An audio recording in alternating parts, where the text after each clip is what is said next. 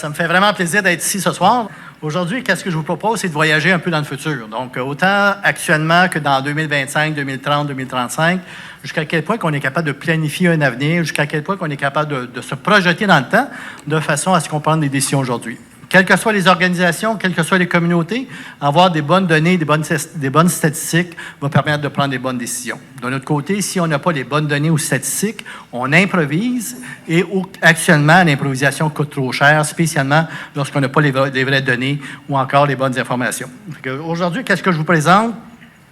Va vous permettre d'identifier un peu, oui, on va toucher un petit peu le macroéconomie, mais on va arriver rapidement en microéconomie pour savoir qu'est-ce qui s'en vient pour vous autres en ce qui concerne les différents groupes d'âge pour Montcalm d'ici 2030-2031. C'est certain que le futur est très différent du passé. Et si vous avez été élu ou encore si vous avez choisi de vous en aller comme conseiller, c'est que vous voulez provoquer le marché, provoquer la population, provoquer le milieu de façon à construire un futur qui est différent. Donc, le futur est à construire. Et quand on parle de construire, bien, c'est certain que ça va dépendre beaucoup de vous. Il ne faut pas oublier que vous allez être les futurs utilisateurs de vos décisions.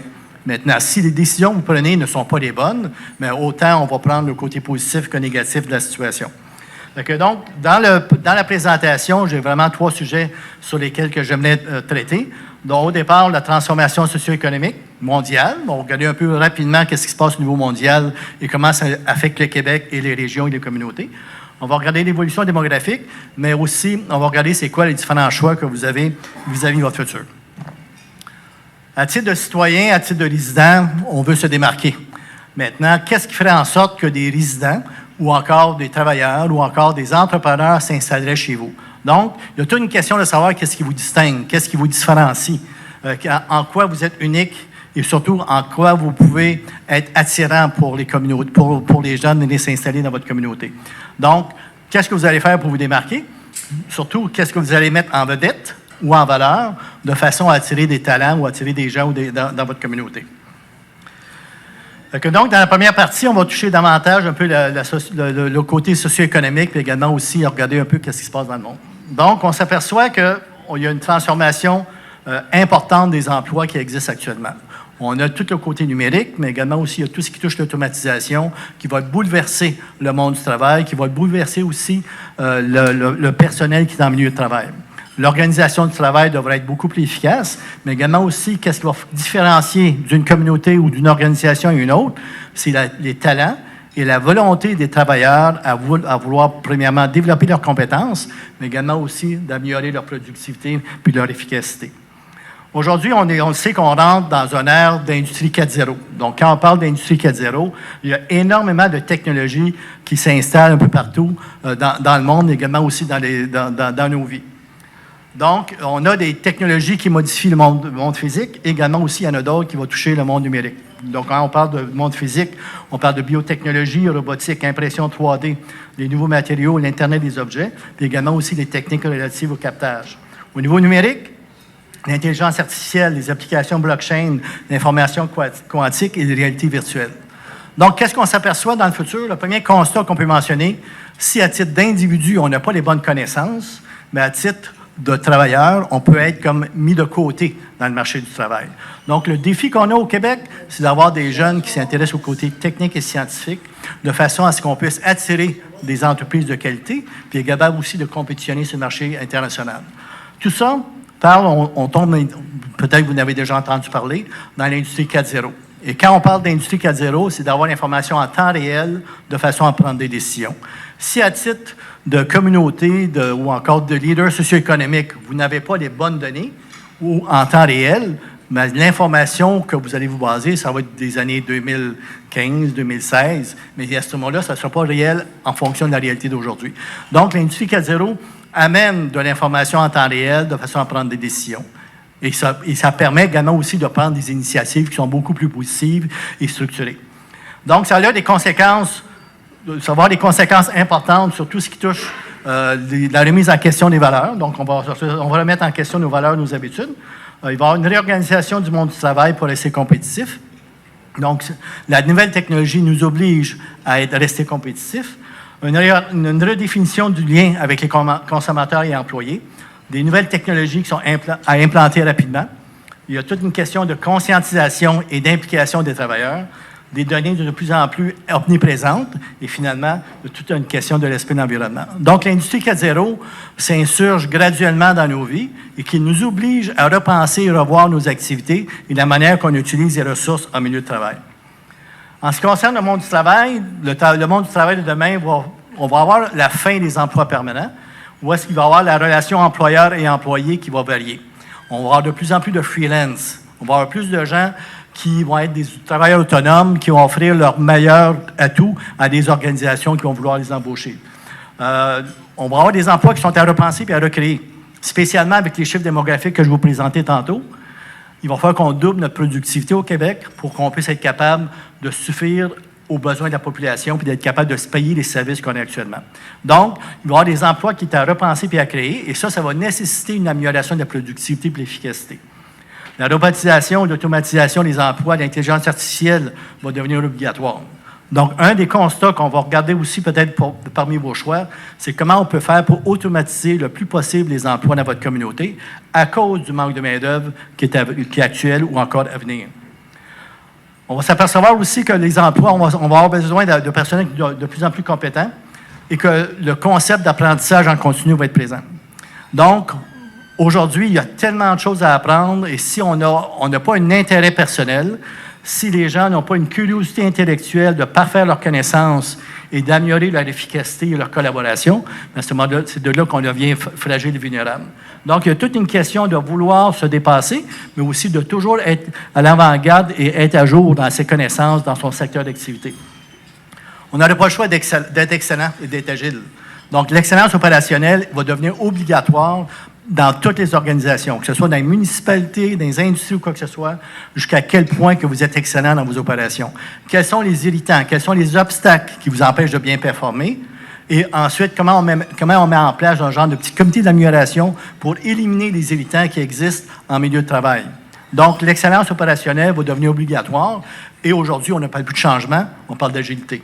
Parce que les changements sont en continu et ça va nécessiter de l'agilité au niveau des opérations, du personnel, de façon à saisir les opportunités qui nous entourent. L'implication, la contribution de chacun va devenir important. À cause de votre présence, en quoi l'organisation est plus solide? À cause de votre présence dans la communauté, en quoi que la MRC est plus solide? Quelle est votre valeur ajoutée qui fait en sorte que vous êtes un atout important dans votre communauté de façon à renforcer et de créer le milieu que vous voulez? Une question d'intelligence collective également aussi. Donc, est-ce qu'on utilise assez efficacement l'intelligence collective? Comme le défi du futur est important, il va falloir qu'on utilise comme il faut l'intelligence de chacun des employés ou chacune des personnes. Donc, l'intelligence collective, la synergie des idées va faire en sorte qu'on va être capable de passer à l'action. Mais aussi, il va falloir passer à l'action. Et finalement, le dernier point, la rapidité des changements. Donc, aujourd'hui, les changements sont de plus en plus rapides. Et un des grands défis du futur, c'est le temps. Si à titre d'individu, d'organisation ou de société, on prend trop de temps pour réagir, on devient fragile et vulnérable. Et souvent, c'est en contradiction avec le développement communautaire ou d'une région. Quand on fait un développement, bien là, ça fait des meetings, puis on fait des meetings, puis on fait des meetings qui durent des fois assez longtemps et l'opportunité vient de passer. Donc, il y a toute une question de rapidité pour saisir les opportunités. Donc, tout ça pour comprendre comme quoi il y a des vagues. On sait que les changements, bien, c'est des cycles. Donc, les cycles sont de plus en plus présents, qui vont nécessiter des compétences individuelles et corporatives dans les prochaines années pour être agiles. On a eu, au départ, le monde rural, qui a duré 6000 ans, qui avait des dizaines de générations. On avait un temps illimité pour changer et on n'avait pas peu de connaissances des autres cultures qui nous entouraient. L'ère industrielle est arrivée par la suite, ça a duré environ 300 ans, parce qu'il y a eu des rythmes de plus en plus rapides des changements. On a optimisé la main-d'œuvre et également aussi la machinerie. Et également aussi, il y a eu des avancées importantes dans des pays, tout simplement parce qu'ils ont utilisé la technologie ou encore l'industrialisation. L'information, l'ère d'information, donc l'arrivée de l'informatique dans les années 80-90, où est-ce qu'on maintenant on gère simultanément plusieurs données, plusieurs variables. On devient de plus en plus facile d'accéder globalement et rapidement à des données. Mais surtout, le défi, c'est d'avoir des données pour prendre un certain contrôle sur les fonctions des processus. Donc, plus on a de données, plus on va être capable de prendre des décisions. Aujourd'hui, on est dans l'ère du savoir. Donc, on peut s'imaginer qu'on a un niveau éducationnel qui est fort, mais par contre, on a des jeunes qui décrochent, spécialement dans une ère du savoir, comment on va faire pour compétitionner quand on n'a pas la bonne connaissance. Donc, l'ère du savoir, là, on est vraiment au premier stade, où est-ce qu'on est un peu dans l'ère de l'ambiguïté, on est dans une ère de transition, dans le sens qu'on disait, avant, on faisait ça, ça fonctionnait. Aujourd'hui, on fait la même chose, ça ne fonctionne plus. Donc, il faut réinventer, il faut revoir nos stratégies, revoir nos approches pour être capable d'utiliser tous les talents. Il y a également aussi l'expansion de la techno-élite. On a des gens qui sont très, très connaissants dans un domaine et il y en a d'autres qui sont un peu moins connaissants. Donc, c'est ça que maintenant qu'on voit que des pays sont très avancés au niveau technologique et d'autres qui sont un peu moins avancés. On commence à reconstituer la matière, également aussi au niveau des formes, biotechnologie, robotique, intelligence artificielle. On commence à personnaliser les biens et services. Et aussi, on a parlé tantôt des freelance, donc des travailleurs autonomes. Qu'est-ce qui s'en vient dans les prochaines années? Ça va s'accélérer davantage. Donc, on va tomber dans l'ère de la créativité, où il va y avoir un maillage entre les technologies de l'information, le savoir et les expertises, mais surtout, il va y avoir des percées incroyables au niveau environnemental, santé, matière et énergie. Fait que ce n'est rien comparativement à ce qui s'en vient, et c'est de là que ça nous prend, dans un peuple, on va avoir besoin de jeunes connaissants, des jeunes qui ont un intérêt technique et scientifique de façon à vouloir participer à l'évolution du monde. Et dans les prochaines années, bien là, il va y avoir vraiment un cerveau planétaire où est-ce que les peuples, où les gens vont se mobiliser, qui vont partager des connaissances de façon excessivement rapide pour diminuer le risque associé à la croissance. Fait que donc, on s'aperçoit que l'évolution est quand même intéressante et on s'aperçoit que tout ça, ça a des effets directs dans les communautés et sur lesquels on doit se baser. Si on regarde les 8 tendances mondiales qui affectent tous les pays et toutes les communautés, qui bousculent actuellement les modèles d'affaires, qui nous obligent à repenser ou à définir la performance, la productivité. Donc, quand on parle de performance et productivité, maintenant, c'est plus nous qui décidons. C'est la compétition internationale. Si on est incapable de compétitionner sur le marché national ou international, c'est de là qu'on devient fragile et vulnérable. Donc, quand on parle des 8 tendances, la première tendance que je vois, c'est au niveau des échanges économiques. Oui, il y a eu de la mondialisation. Maintenant, il y a un genre de retour aux sources, retour à proximité, mais les échanges commerciaux vont quand même rester dans les prochaines années. Sécurité alimentaire, sécurité physique, sécurité territoriale. Uniquement avec le COVID, on s'aperçoit que la sécurité physique est absolument importante. Des millions et des millions et des milliards de dollars qui sont investis dans la sécurité. Il y a toute la question environnementale qui doit être réutilisée aussi, repensée. Technologie. Donc, aussitôt que ça sort, c'est déjà périmé. Donc, on arrive tout de suite à une deuxième, troisième, quatrième version. Et la technologie va dicter le système d'apprentissage et d'éducation dans les pays également aussi. Donc, actuellement, avec tout ce qui touche le télétravail, avec tout ce qui touche la formation virtuelle ou la formation à distance, on s'aperçoit que c'est des nouveaux modes de pensée, des nouvelles modes de communication qui vont nous aider à se développer, mais aussi de permettre à des gens d'atteindre un certain niveau de connaissance. Les dettes, les taxes, publics qui nous affectent. Il faut comprendre comme quoi que le Québec, oui, on était endetté. Maintenant, on est peut-être mieux ou moins, plus ou moins bien vis-à-vis des autres pays. Là. Mais de notre côté, il faut faire face aux dettes. Ensuite, il y a tout ce qui touche à la main-d'œuvre. Ça, je vais en parler dans quelques minutes. Donc, la main-d'œuvre, est-ce qu'elle est disponible? Et surtout, quel genre de qualité de main-d'œuvre qu'on a de disponible. Donc, ça a des impacts également aussi sur le développement. On a tout ce qui touche la clientèle qui maintenant peut acheter autant à l'autre côté du monde que d'acheter chez nous. Donc, le commerce de détail, la façon de consommer devient très différente. Est-ce qu'on est capable de fidéliser la clientèle? Jusqu'à quel point on est capable de fidéliser? Mais surtout, qu'est-ce qui s'apprend comme effort pour fidéliser le client de façon à ce qu'il puisse acheter une fois, 2 fois, 3 fois, 4 fois? Donc, toute une question de génération d'achat, de tout ce qui touche la valeur économique d'un client. Donc, quelle est la valeur économique d'un client lorsqu'on le garde pendant 1 an, 2 ans, 5 ans, 10 ans? Donc, il y a toute une question de savoir comment optimiser la clientèle. Et finalement, la démographie également aussi qui a un impact. Fait que tout ça, est-ce qu'avec toute la transformation, la question qu'on doit se poser, on est-tu capable d'anticiper? Est-ce que le futur est prévisible?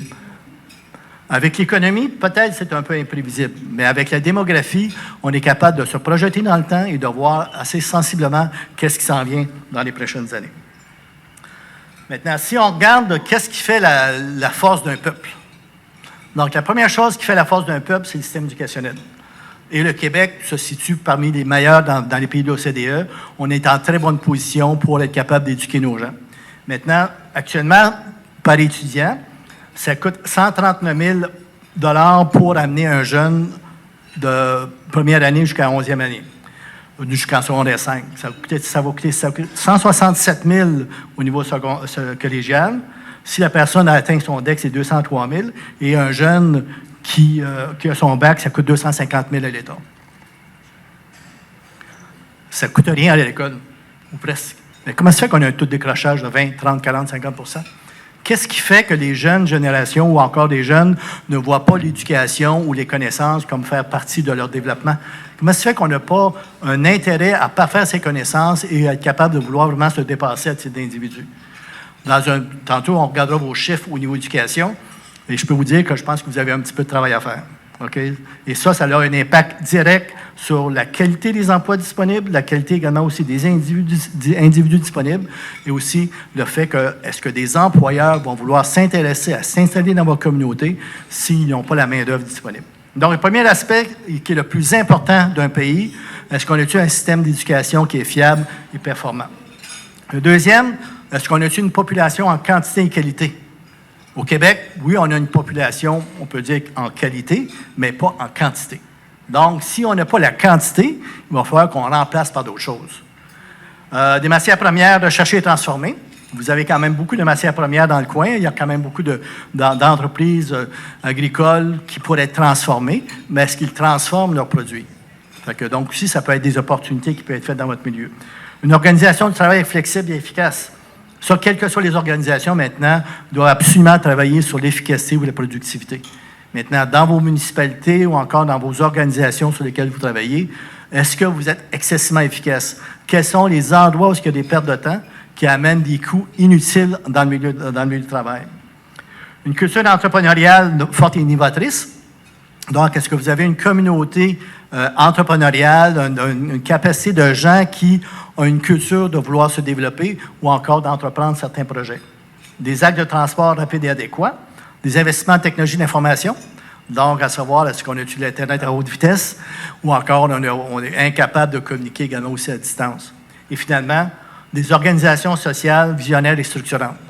C'est de là que le monde municipal, vous êtes à proximité de la population, vous devez avoir des projets d'avenir, des projets structurants et qui amènent la mobilisation des gens, mais surtout la mobilisation des partenaires.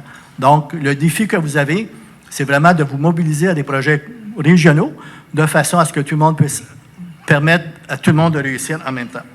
Donc, simplement pour terminer cette partie-là, donc on vit une période de transition qui défie le statu quo. Et ça, on s'aperçoit qu'il y a une rupture avec le passé. Et cette rupture-là va dépendre beaucoup de l'intérêt de chacun d'entre vous à créer quelque chose de différent et de mieux. Donc, le passé, on ne pourra pas le reconstruire. Mais surtout, il ne faut pas garder l'inertie. Il ne faut pas rester sur le statu quo pour être capable de continuer, pour construire le futur. De redéfinir la notion de la performance de la productivité. Mais je pense que ça devient important que vous puissiez vous asseoir avec vos employés pour leur expliquer comme quoi, qu'à cause de la situation, on a besoin de mieux travailler. Pas nécessairement de travailler plus fort, mais de collaborer différemment, d'utiliser différemment la technologie pour être capable de faire face à ce qui s'en vient. Période dans les mises en question sur les produits et services à la population, des régions, des secteurs qui doivent se repositionner, des activités ou des actions multidimensionnelles plus complexes à synchroniser, demandant l'intelligence collective, la collaboration et l'implication. Le défi du futur est quand même assez gros.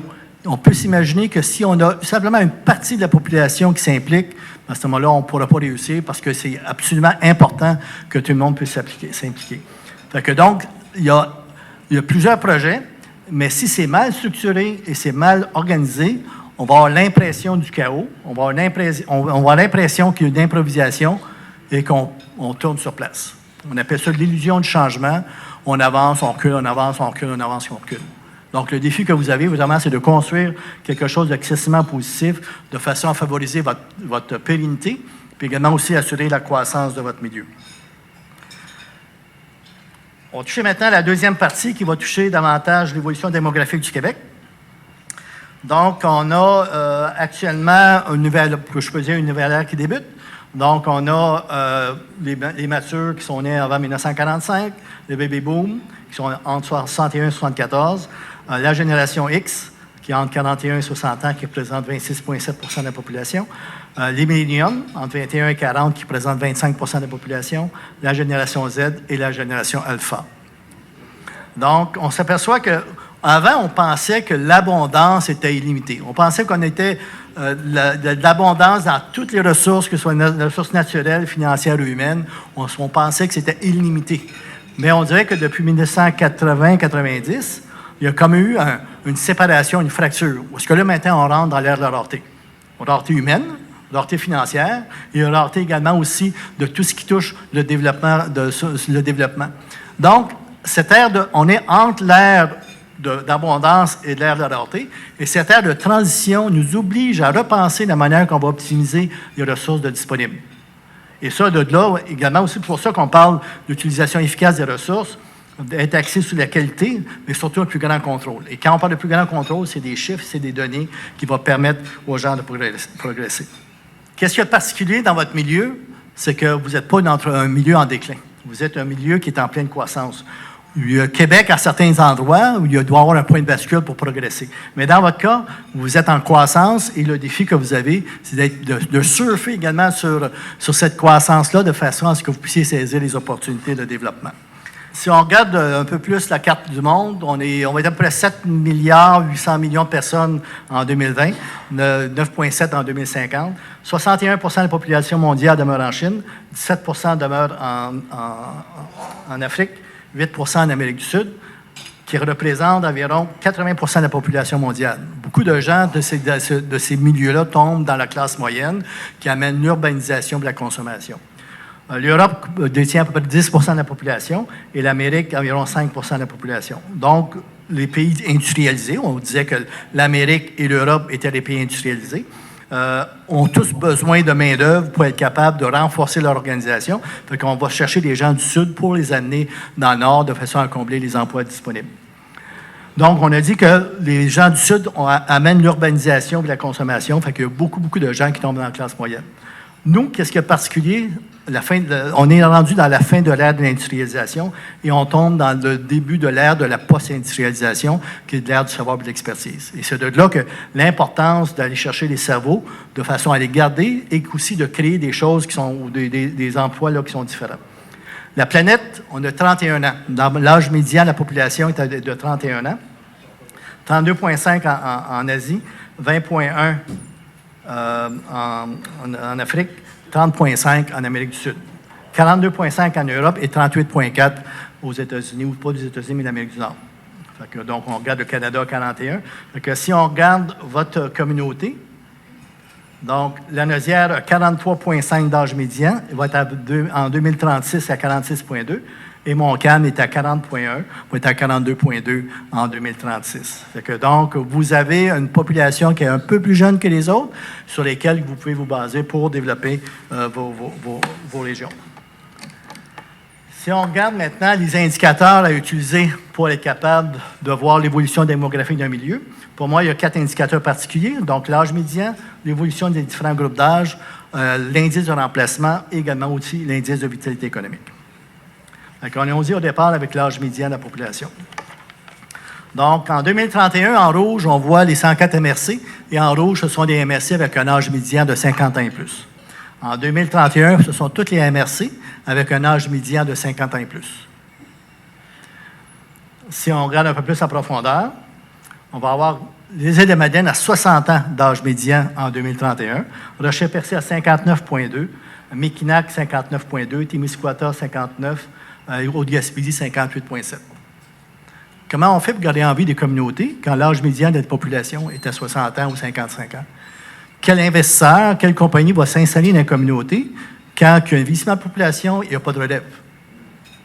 OK? Donc, ça, c'est la réalité du Québec. C'est pas nouveau, ça fait longtemps qu'on en parle, mais là, on rentre dans les moments de vérité. On rentre dans les moments de vérité où on va voir les communautés qui se prennent en main, qui se positionnent pour dire, nous, on va prendre avantage de la situation, puis on va se démarquer, puis on va attirer de nouveaux résidents, on va attirer de nouveaux investisseurs, on va attirer de nouveaux entrepreneurs. On va arrêter les fuites commerciales, puis on va arrêter le navettage également aussi des gens qui travaillent à l'extérieur de la communauté.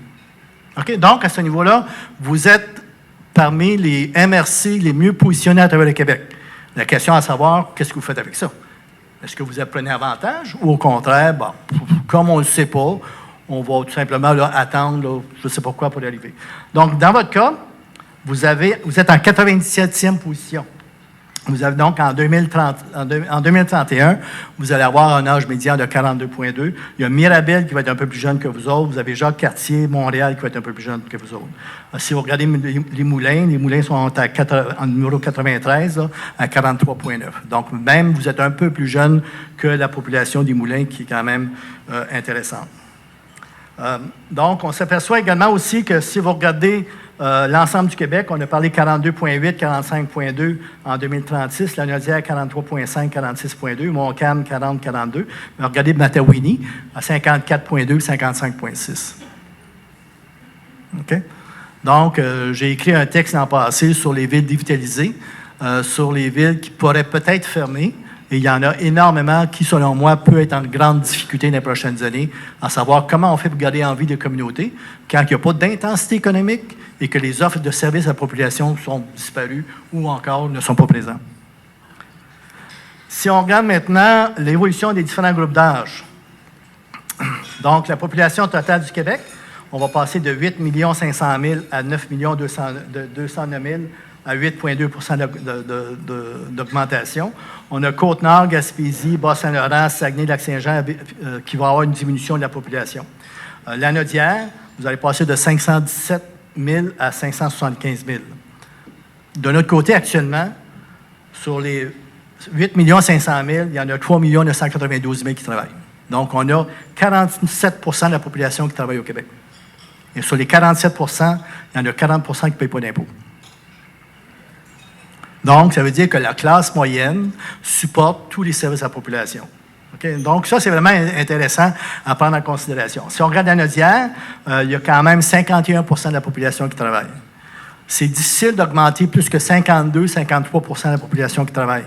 Donc, ça veut dire qu'on a plein de gens, de jeunes, 0-19 ans, qui ne travaillent pas, mais aussi des 55, 60, 65 ans qui ne travaillent pas. D'où l'importance de retarder l'âge de la retraite et de garder actifs les gens en milieu de travail le plus longtemps possible. Si on regarde la population 0-19 ans, le Québec va avoir une croissance de 3 et on a certaines régions administratives où il y a une diminution importante du nombre de jeunes dans le milieu. La Naudière, vous allez passer de 114 000 à 119 000. Le 2064, qui constitue le nombre de travailleurs, il va y avoir une diminution de 1,2 du nombre de 2064 d'ici 2036. On va passer de 5 millions à 4 990 000. Mais regardez toutes les régions administratives où il y a une diminution du nombre de 2064. Et ça a un impact direct sur la quantité de travailleurs disponibles pour aider les employeurs à progresser. Donc, la Naudière va sensiblement avoir le même chiffre pour les prochaines années. Et si on regarde à 65 ans et plus, donc le Québec va vivre une croissance de 41 et la Naudière, vous allez avoir une croissance de 54 passant de 99 000 à 154 000 personnes. Maintenant, si on regarde vos chiffres à vous, donc dans la MRC, spécialement de la MRC de Montcalm, donc on a la population totale. Donc, Montcalm, vous allez passer de 56 663 à 65 480 pour une croissance de 15,6 Donc, ça, c'est quelque chose de très, très positif. Et il y a peu de régions, il y a peu de MRC à travers le Québec qui ont ces beaux chiffres-là. Donc, c'est vraiment très positif pour vous. Population de 0-19 ans, également aussi, vous allez avoir une croissance de 14 Donc, à savoir, est-ce qu'on utilise assez le nombre d'écoles? Selon moi, vous allez devoir embaucher 111 nouveaux enseignants d'ici les prochaines années. Puis également aussi voir jusqu'à quel point que vos écoles sont-elles assez grandes pour être capables de supporter la croissance des 0-19 ans. En ce qui concerne le 2064, donc vous allez avoir une croissance de 4,9 mais si on regarde Autrey, Matawini, l'Assomption et Joliette, il y a une diminution du nombre de travailleurs ou du nombre de 2064.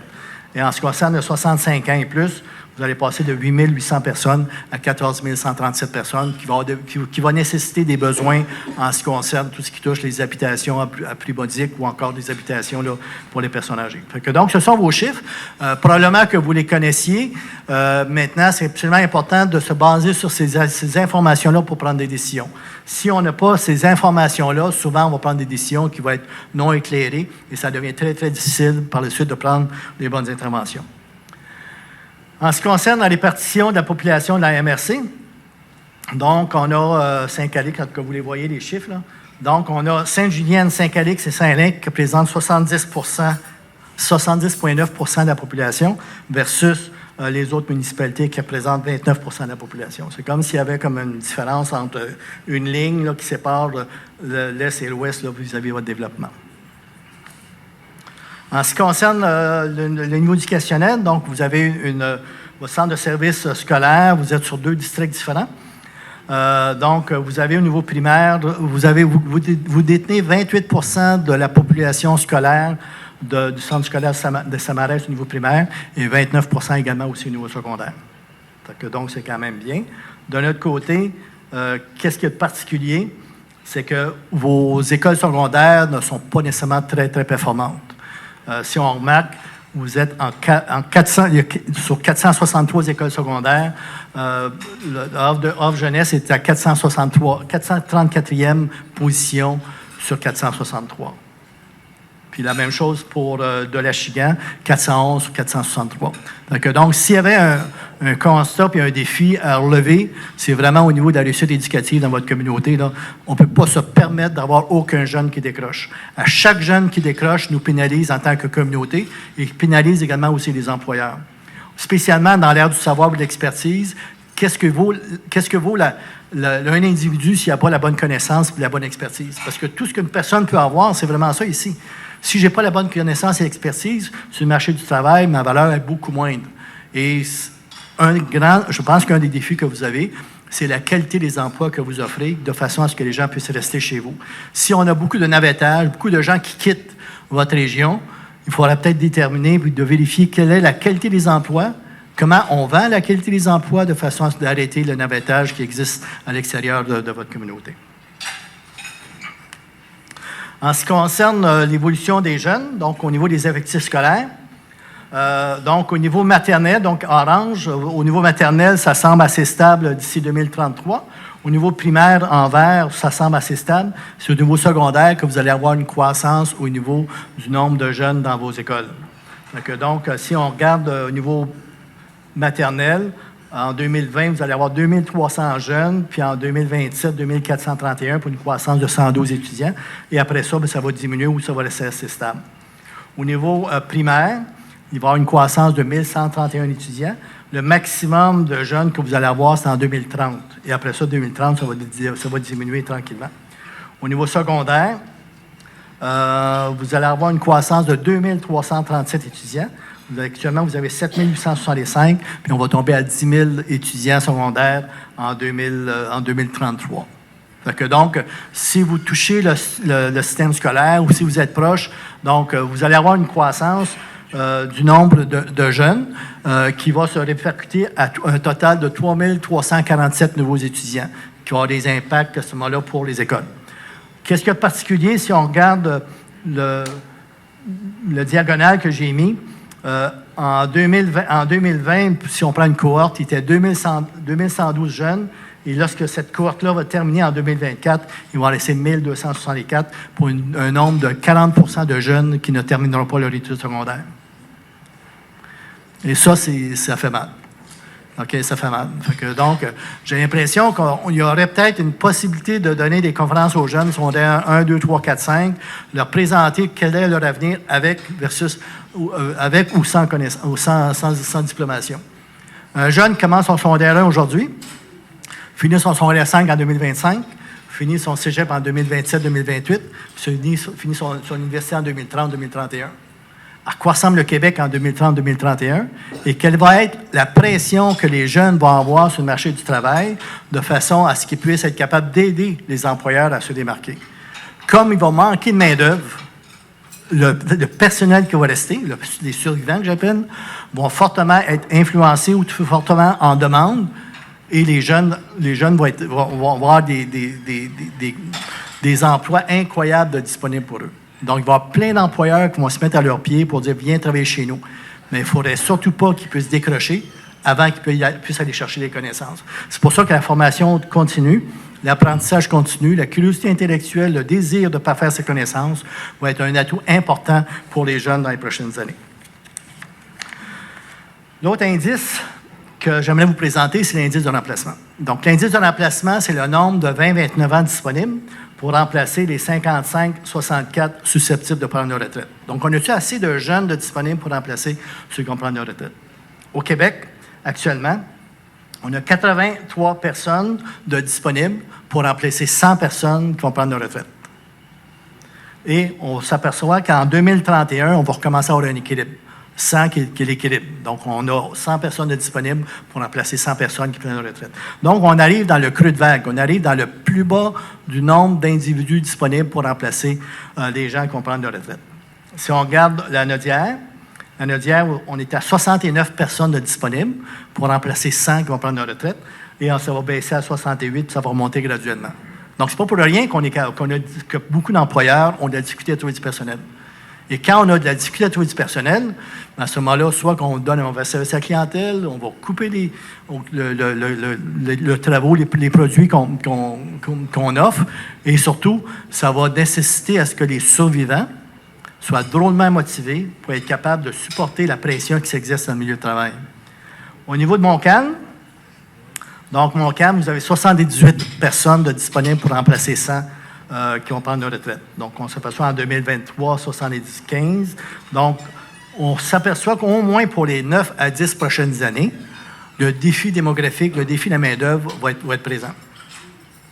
C'est de là que les organisations devront peut-être réfléchir comment travailler différemment. Comment on va utiliser l'automatisation, comment on va utiliser la robotique, comment on va augmenter notre productivité pour être efficace. Donc, pour la Nodière, seulement les moulins, là, qui est peut-être un petit peu supérieur à vous, mais c'est presque sensiblement pareil. En ce qui concerne le nombre de personnes de 20-64 versus 65 ans, donc combien que de personnes de 20-64 de disponibles pour remplacer pour les 65 ans et plus? Je peux peut-être une petite caricature, là.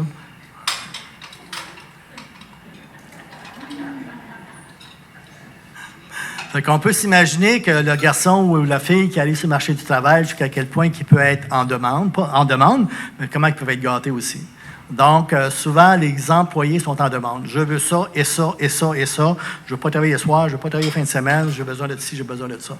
Donc, la relation interpersonnelle au niveau des générations va être complètement différente. Okay? Donc, il y a ça aussi une question de s'adapter. Donc, si on regarde, en 1971, on avait 7,8 travailleurs par personne de 65 ans et plus. Là, actuellement, on est rendu à 2,9 personnes de 20-64 ans par personne de 65 ans et plus. Puis on va tomber à 2,6 en 2036. Qu'est-ce que ça veut dire?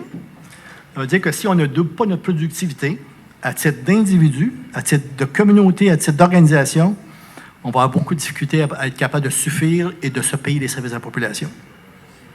Okay? Donc, on a un grand défi d'intensité économique.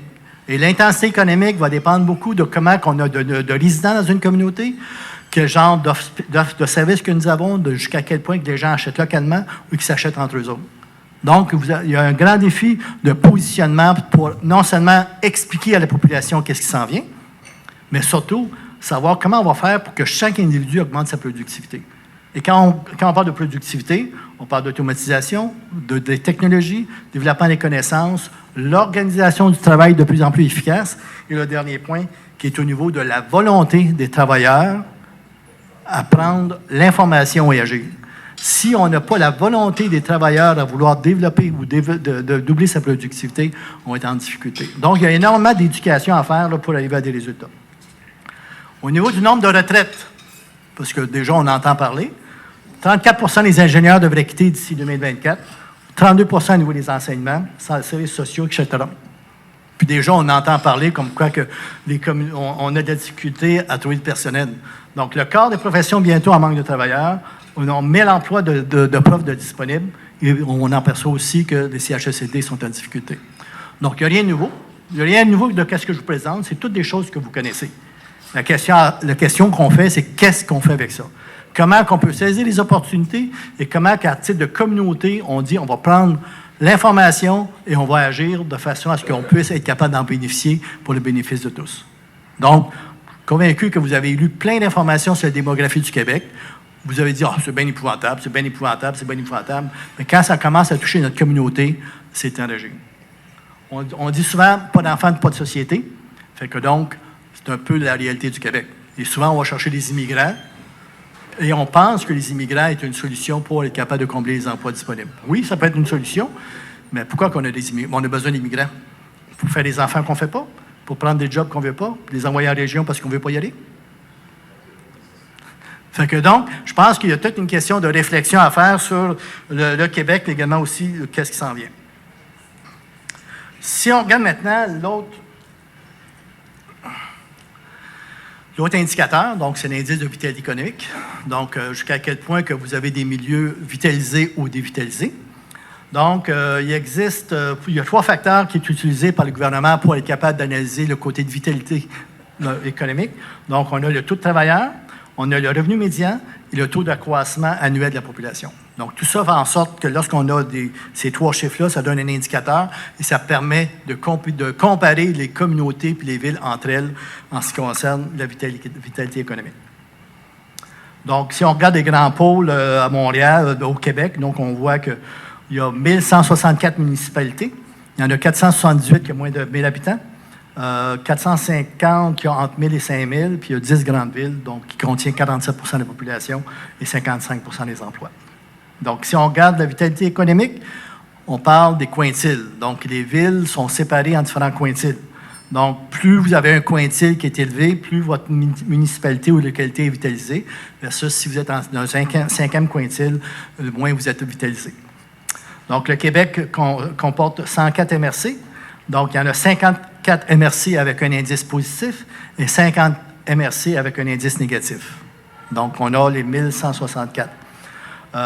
Lorsqu'on est rendu à moins 6, donc ça veut dire qu'on a 20 MRC actuellement qui se situent dans le 5e quintile. Donc, la dévitalisation est commencée. Et quand la dévitalisation est commencée, faire un virage, faire un point de bascule, ce n'est pas toujours facile. Donc, c'est de là que ça va prendre des gens qui sont très forts au niveau économique, mais surtout, ça nous prend des élus, des leaders socio-économiques qui comprennent très bien la situation de façon à se mobiliser pour dire, nous, on prend un point de bascule de façon à saisir les opportunités.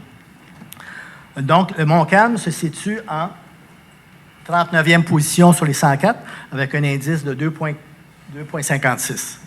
Et si on regarde vos villes, donc Saint-Lin se situe en 145e position sur les 1164 avec un indice de 9,4.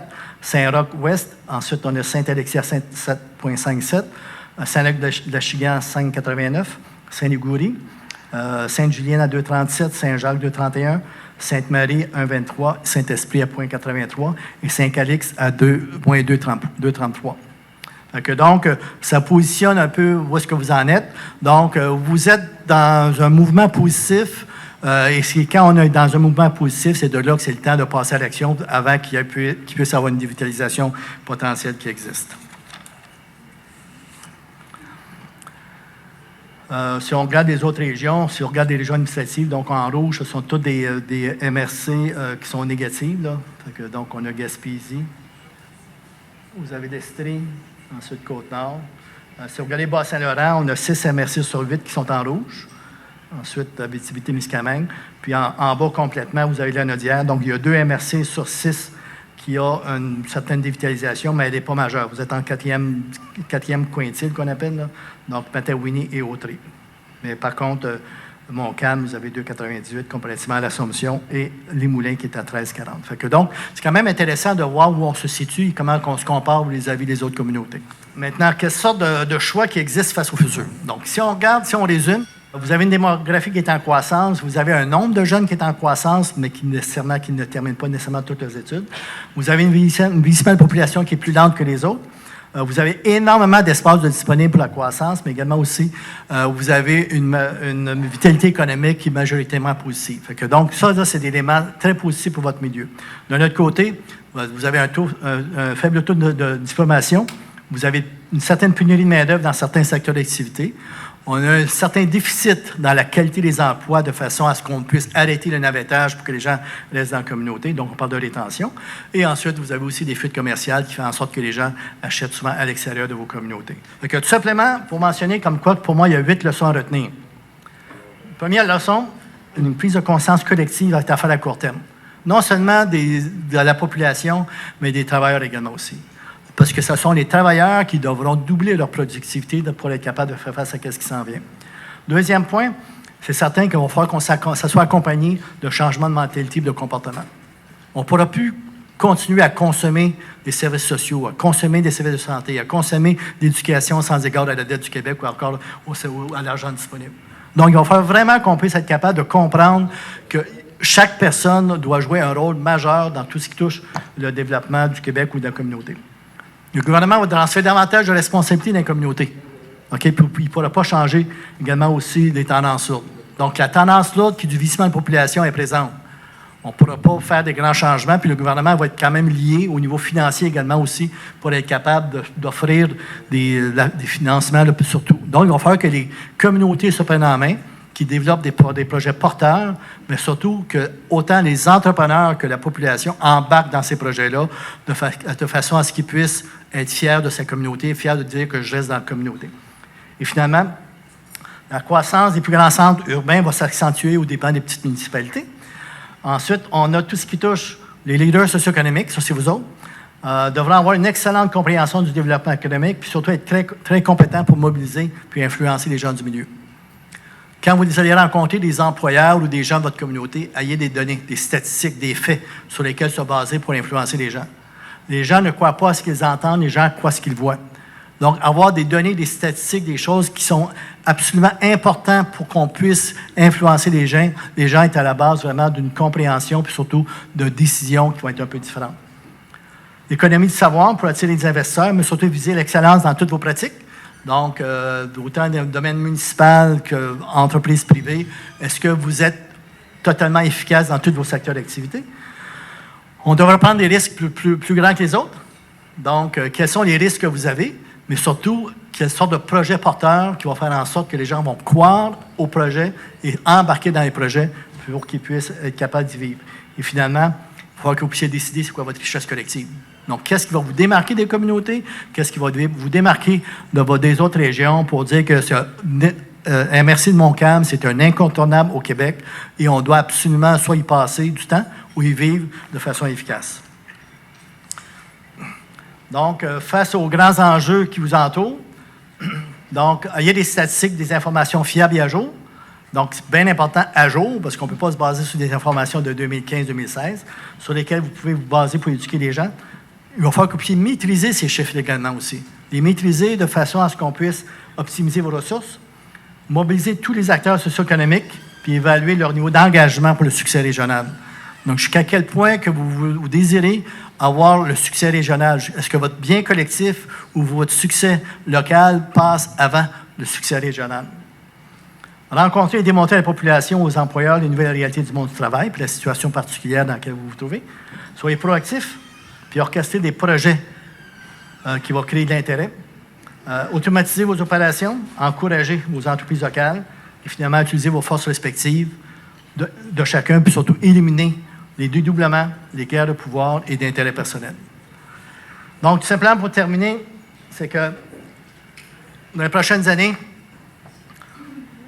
c'est certain que les leaders devront jongler avec de l'incertitude, sentir le courant, réagir promptement, prendre des risques. Être capable de lire le futur au niveau économique, ce n'est pas nécessairement facile.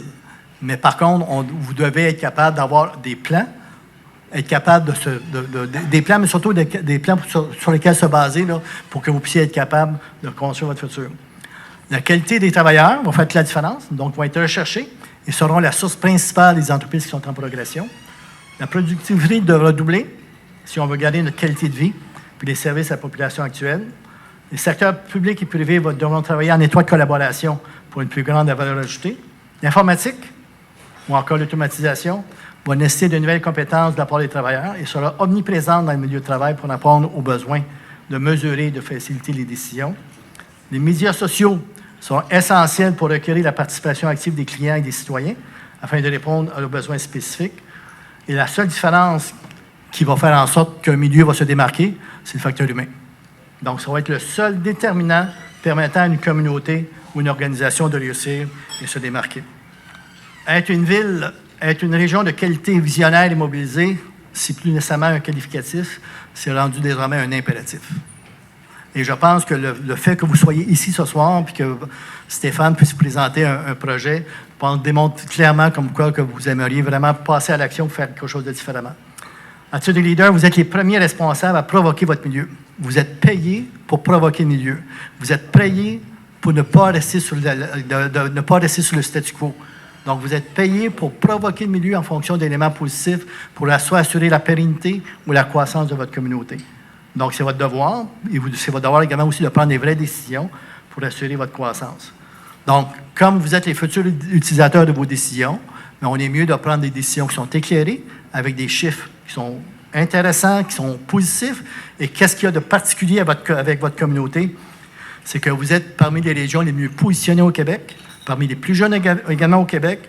Et votre défi, c'est vraiment de penser et de repenser l'action, repenser la manière que vous allez utiliser vos ressources de façon à vous démarquer, puis attirer autant de nouveaux résidents, des travailleurs, également aussi des entreprises. Merci beaucoup.